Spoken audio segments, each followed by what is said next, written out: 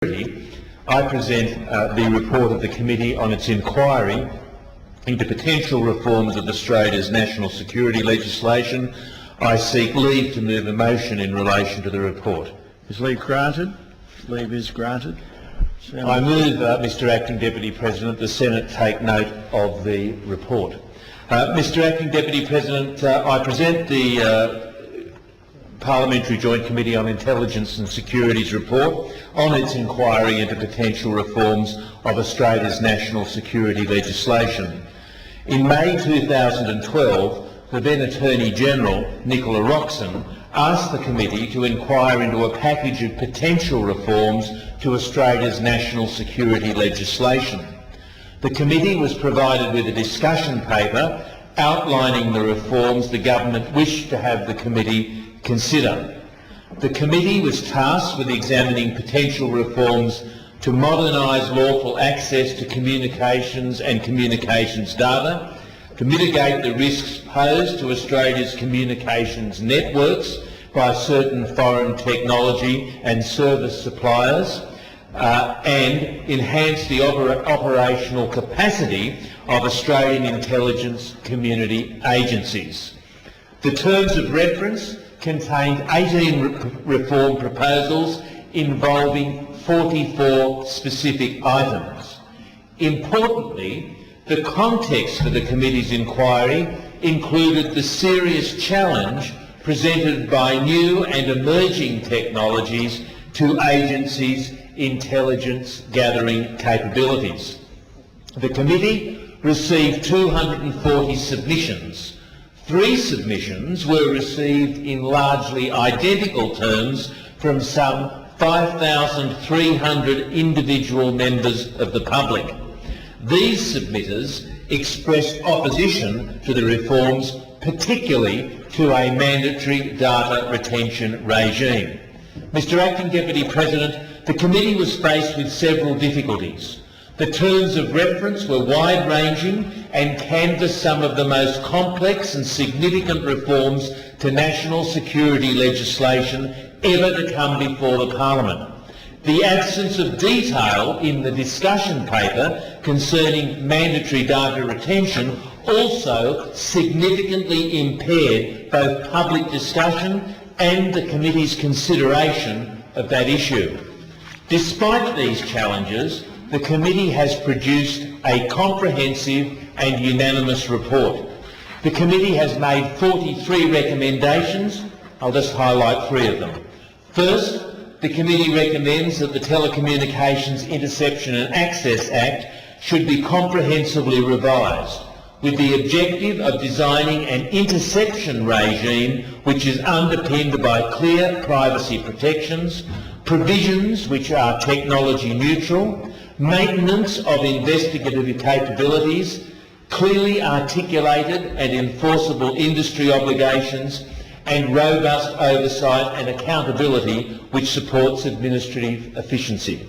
Second, to respond to the decline in interception capability caused by technological developments and counter-security measures, agencies should be empowered to conduct telecommunications interception on the basis of specific attributes of communications.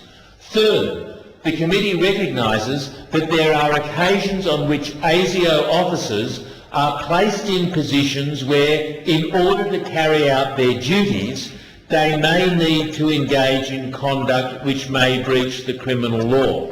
To permit this, the committee recommends that the Australian Security Intelligence Organisation Act be amended to create an authorised intelligence operations scheme. These recommendations, Mr Acting Deputy President, along with the others in the report, include proposals for detailed safeguards and accountability measures.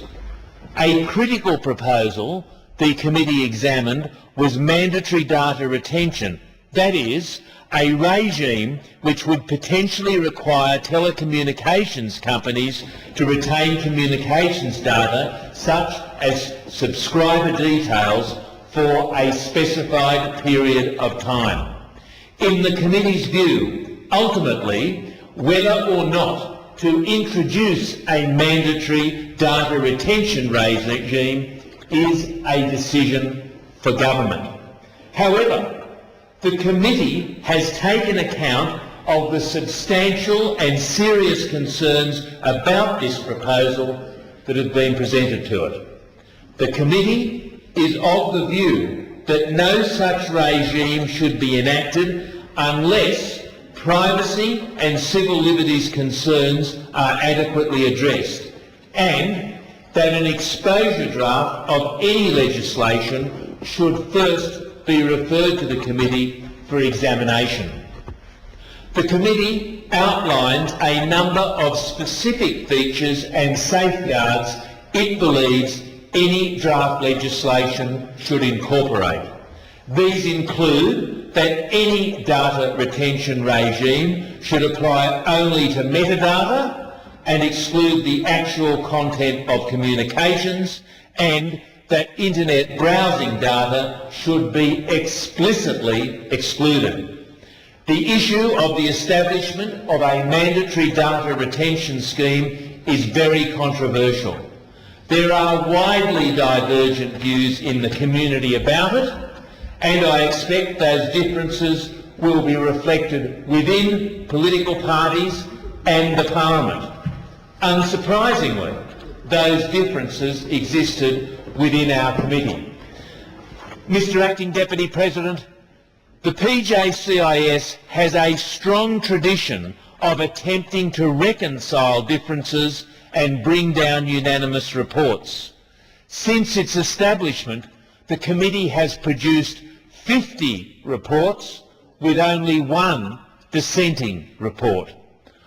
All committee members wanted to avoid signing a dissenting report, but I stress, to achieve unanimous recommendations on so controversial an issue as mandatory data retention required hard work and goodwill from all committee members.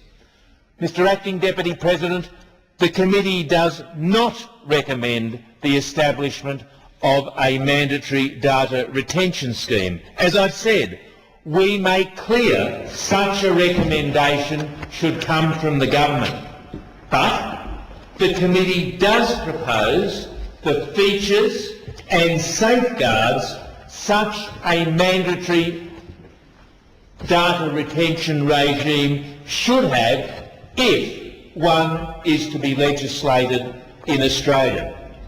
Now, I acknowledge, Mr Acting Deputy President, that this debate will be affected by the recent controversy surrounding leaks by Mr Edward Snowden in the United States of America. Although these leaks occurred after this report was finalised by the committee sought and received a briefing from the heads of ASIO and ASD in relation to the US PRISM activities. We should be very clear here.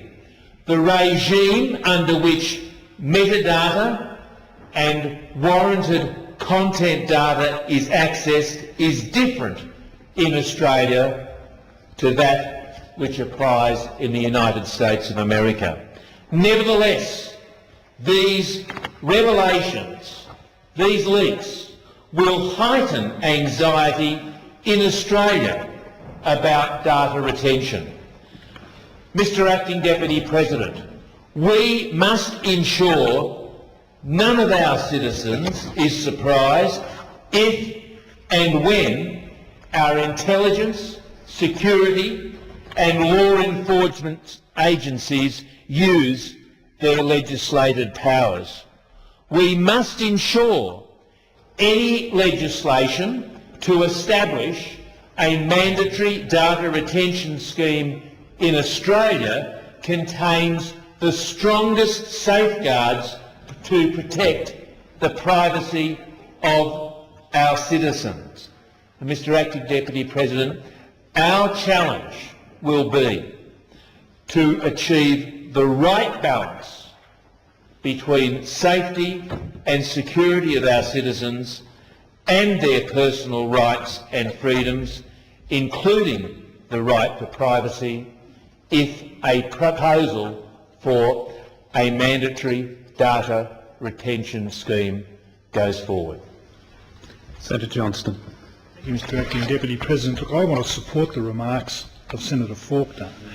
The committee, in carrying out the attorney's request here, was confronted with a number of difficulties. The terms of reference were extraordinarily wide. The lack of draft legislation and the emergence of technology in terms of analysis of data, collection of data electronically, is virtually, may I say, Acting Deputy President, having a tiger by the tail. The lack of such draft legislation or detail of some of the potential reforms was very difficult for this committee to deal with. One of the most controversial topics was, as Senator Faulkner has indicated, data retention. Data retention and the management of that data is the essential aspect by which very high-powered computing technology can produce very quickly clear and concise, often clear and concise answers with respect to intelligence gathering. Now, the attorney did not provide a great deal of assistance, and her department had and neither did her department. It meant that submitters to the inquiry could not be sure as to what they were being asked to comment on, that is, the moving feast of technology, and all of these methodologies were not specifically laid out.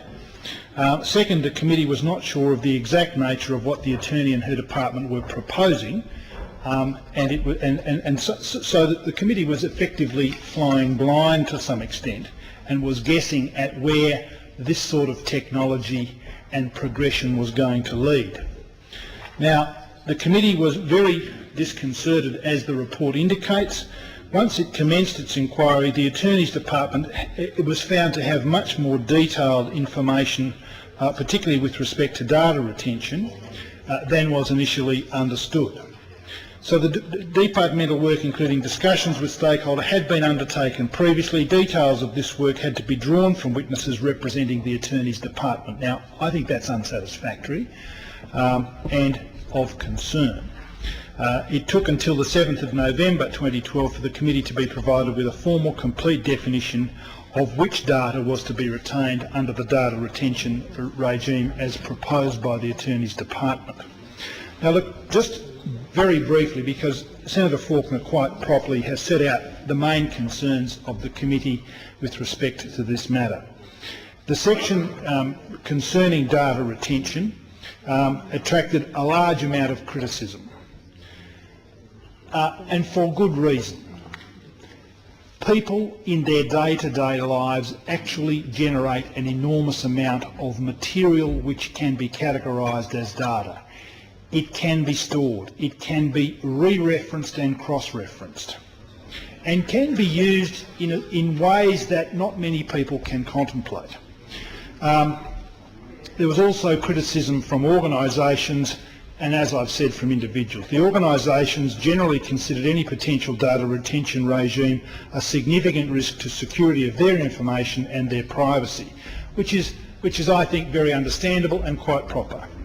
The perspectives of the concerns were grouped with respect to privacy and civil liberty concerns, security concerns, feasibility and efficacy concerns, and cost. And the last one is the one that I'm most concerned with. In the sphere of national security, the collection of data and the retention of data is very, very important, and the analysis of that data is crucial. The storing of data is an extremely expensive proposition. The protocols surrounding such data need to be spelled out very, very clearly so that a cost-effective analysis and protocols can be established. Without going on, this report had enormous and broad terms of reference. I want to pay some tribute to the Secretariat of the committee in dealing with the then attorney's request. It was nebulous and difficult.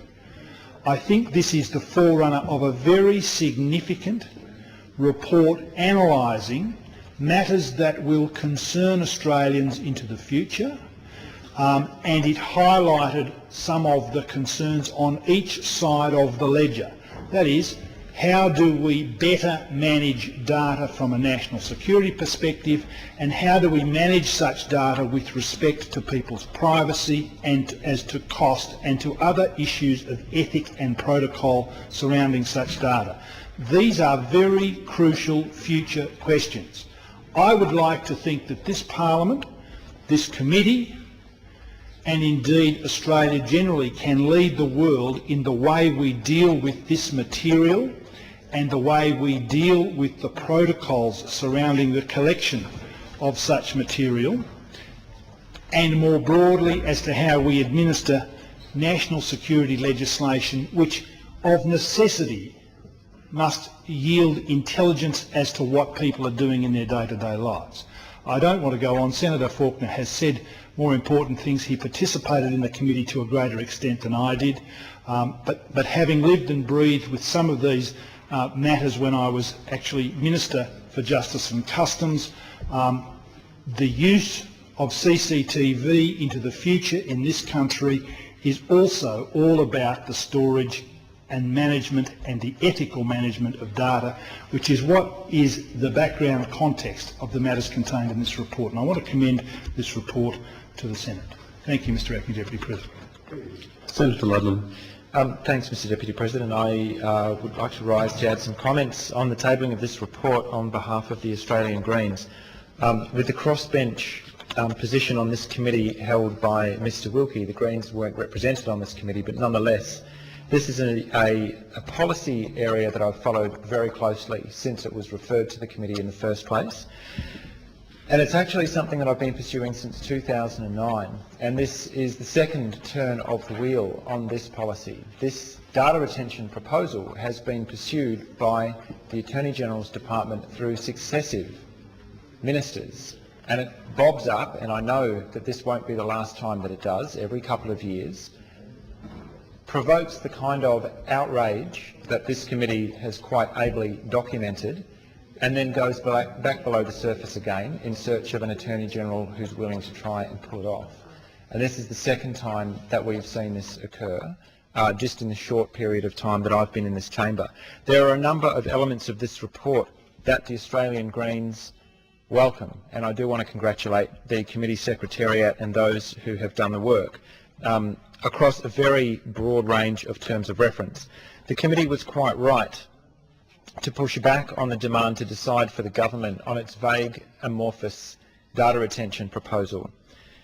The committee also quite rightly calls for the Telecommunications Interception and Access Act to be overhauled from the ground up, and that is something that the Greens would strongly support. However, there are other areas of recommendation here that we do not support, and as usual, ASIO has been given nearly everything that it was after in terms of expansion of powers. And the criminalising of encryption is also, I think, a dangerous escalation of the encryption and decryption arms race, and an area that we would want to think very, very carefully about before we pursued that. Making it unlawful for a service provider or a private citizen not to hand over encryption keys, I think, takes us somewhere we need to be very careful before we go there. I look forward to hearing some of the reaction from the telecommunications providers who were dragged into secret meetings that weren't disclosed, were it not for a whistleblower in 2009 who went to the Sydney Morning Herald, which then disclosed that the Attorney-General had called these closed meetings demanding that industry tell the AGD what it would cost and what kind of protocols would be required for a 2-year data retention proposal.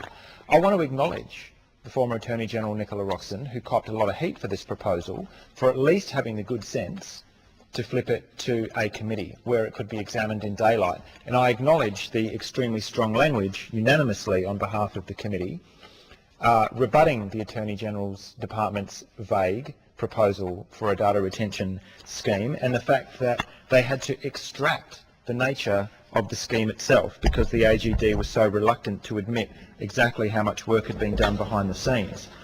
This report, I think, sets down on paper a victory, a partial and conditional victory, but one that we should acknowledge nonetheless, for many thousands of people who participated in the process and those in the wider community who expressed their dissent one way or another. People who care about the maintenance of their human rights, online and offline, and people charged with protecting those rights through whether it be law enforcement, civil libertarians, and plain old-fashioned libertarians. The Law Society, Liberty Victoria, the Human Rights Law Centre, the Caston Centre, the sort of those custodians, I suppose, of legal custom and practice who we hope would spring to the defence of the rights that were proposed to be abolished, but also some unusual allies. It's rare for the Australian Greens to line up shoulder to shoulder with the Institute for Public Affairs. Rare doesn't even do it justice, actually.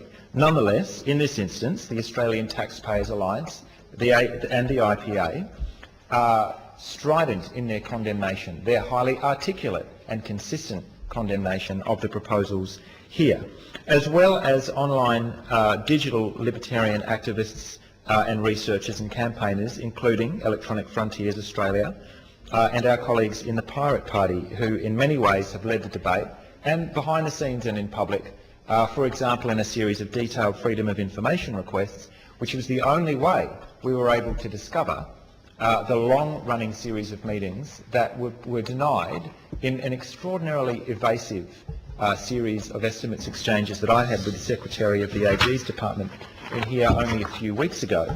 We know for a fact that this proposal was well underway. Now, the committee wasn't told. The committee had to go and discover this for itself.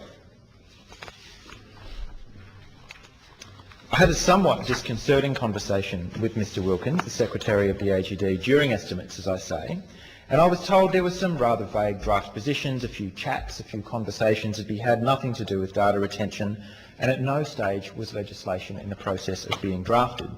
I've since put a Freedom of Information request to actually try and get clarity on this, because information released under the FOI Act to Mr Brendan Malloy of the Pirate Party included a number of documents relating to the AGD's secret consultations with telecommunications and internet industries between 2009 and 2012. In October 2012, Logan Tudor, a legal officer with the department, wrote that he had decided that the draft national security legislation was exempted from being released under FOI because it contained material which was being deliberated on inside the department.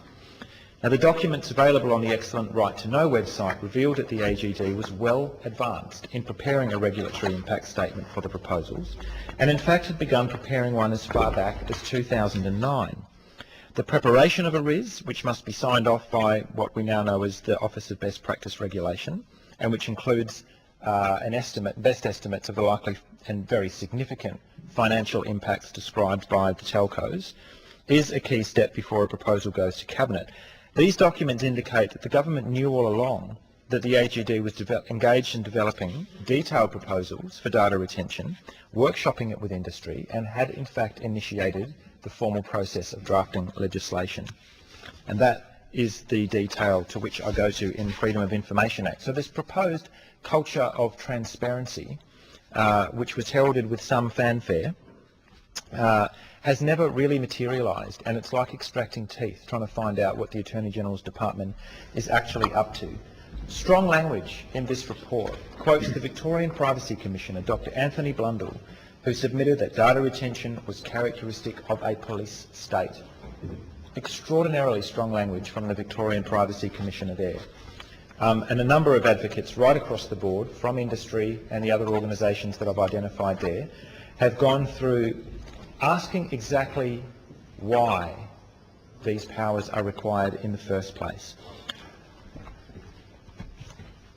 And I think in the context of the various campaigners and concerned citizens who put up their opposition to this proposal and have seen it, I wouldn't say outrightly condemned, because the committee tries to be even-handed in pursuit of tabling an anonymous report. Nonetheless, it certainly does not, as Senator Faulkner has indicated, recommend that such a scheme do pass, and the report has identified a number of caveats, cutouts, carve-outs and conditions which it considers would need to be a minimum requirement, as well as procedurally if any such scheme were to be legislated. Not exactly a glowing endorsement. What I predict is going to happen, as the Attorney-General, I understand in the other place earlier today, has stood and said we will not be legislating for data retention at this time.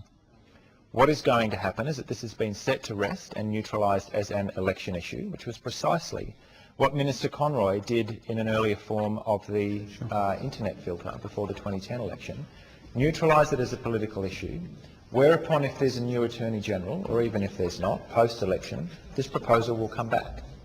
This proposal will be back. I have absolutely no doubt about that whatsoever. It will be exhumed in a different form with a few of the committee's recommendations attached, and it will be back.